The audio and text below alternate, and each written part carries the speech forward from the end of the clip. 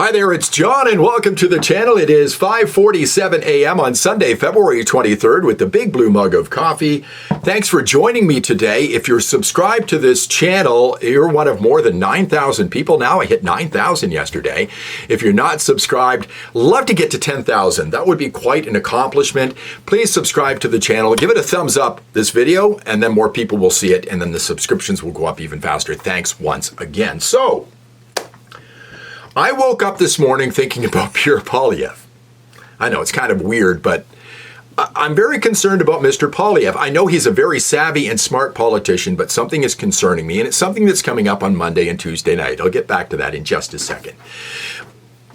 And I'm going to incorporate Poilievre into this video today, talking about the CBC and how I think we need to be concerned about them. We talk about Chinese interference in our elections, but the CBC has interfered in this Liberal leadership campaign twice now.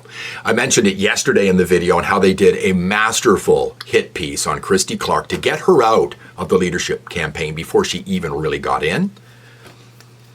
Imagine what this leadership campaign would look like if a female Liberal former Premier of BC was still in it, but she's gone. The CBC had their hand in that, and they had a hand in getting rid of Dhalla. And it frightens me because Poilievre is being set up for an absolute massacre in the two debates this week, one in English and one in French. We know Poilievre wants to defund the CBC. Here's what he tweeted just yesterday. So barely 60 days before an election, Liberals promise another $1 billion of your money to CBC to give the corporation extra incentive to campaign day and night to re-elect the Liberal government to a fourth term.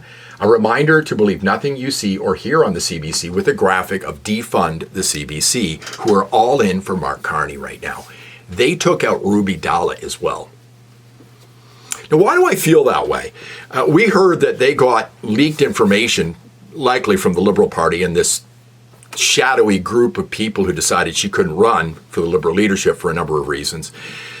We found out the CBC got that information, and that's how she heard about it. And she's asked about it in this video right here. But check out what happens while she's on the air during this CBC interview. It's unbelievable. Thank you for joining us. Have you received official word yet from the Liberal Party on your disqualification from this race? I haven't as of yet. It's quite interesting that I turned on CBC News and read your headline that I was being disqualified from the race. I checked my email, my campaign team has, and as of this moment, we have not received any indication from the Liberal Party as to that type of decision, which to me is very alarming and very shocking that there are these types of leaks, from sources that are occurring. We have just received a statement from the Liberal Party, Ms. Dhalla. I swear this just came into my email. It's a statement by Azam Ismail, who is the Liberal Party of Canada National Director, on Dhalla's candidacy for leader of the Liberal Party. What do you say that it was unanimous, that there were 10 violations of those various rules?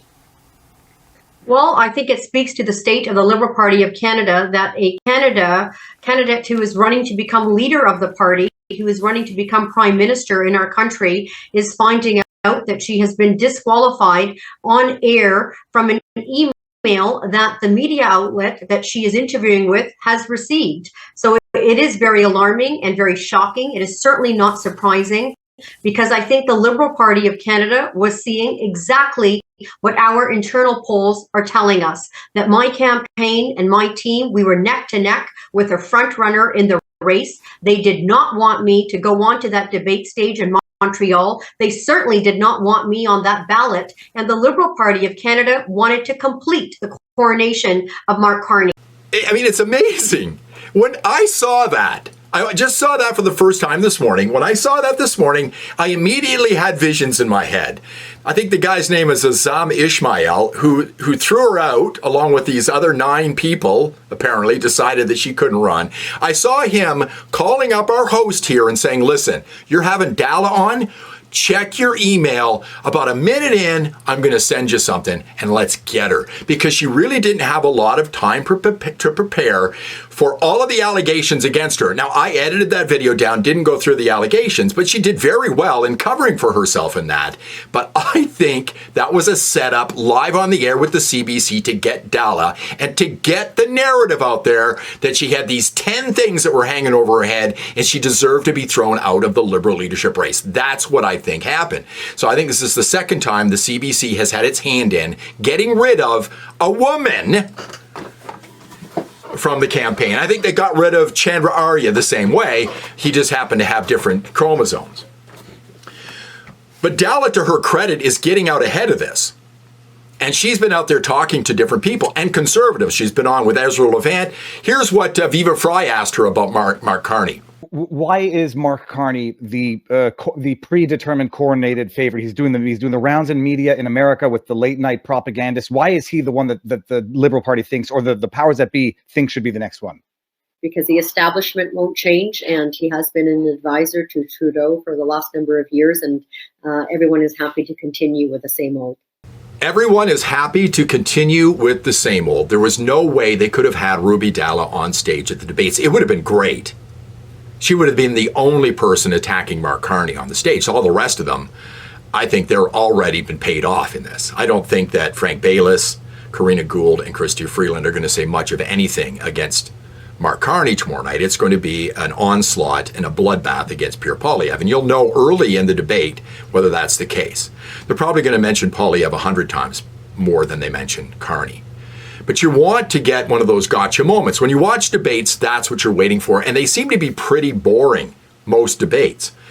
I still remember this. This is way back in 1988. And this is the best gotcha moment. I'm going to show it to you. The best gotcha moment ever in a debate. And it was the 1988 vice presidential debate between Lloyd Benson and Dan Quayle. Watch this. I have as much experience in the Congress as Jack Kennedy did when he sought the presidency. I will be prepared to deal with the people in the Bush administration if that unfortunate event would ever occur. Senator Benson. Senator, I served with Jack Kennedy. I knew Jack Kennedy. Jack Kennedy was a friend of mine. Senator, you're no Jack Kennedy.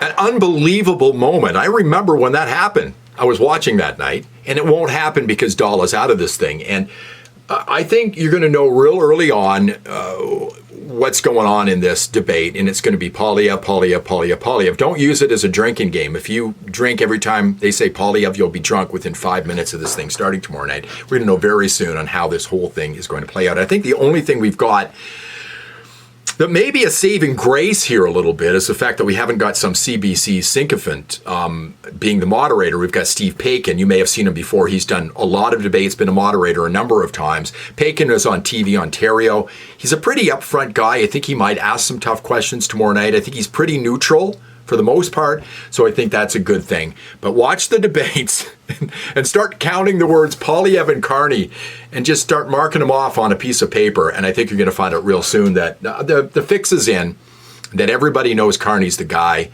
and that they've cleared the field of anybody who could have got in his way. And Ruby Dhalla, the woman of color, is just the latest one that the Liberal Party has done away with. Because, of course, it's the party of diversity, equity, inclusion, feminism. At least that's what they say they are. Thanks very much for watching. I do appreciate it. If you like the video, give me a thumbs up, subscribe to the channel, ring the bell for notifications, and I'll see you in the next one.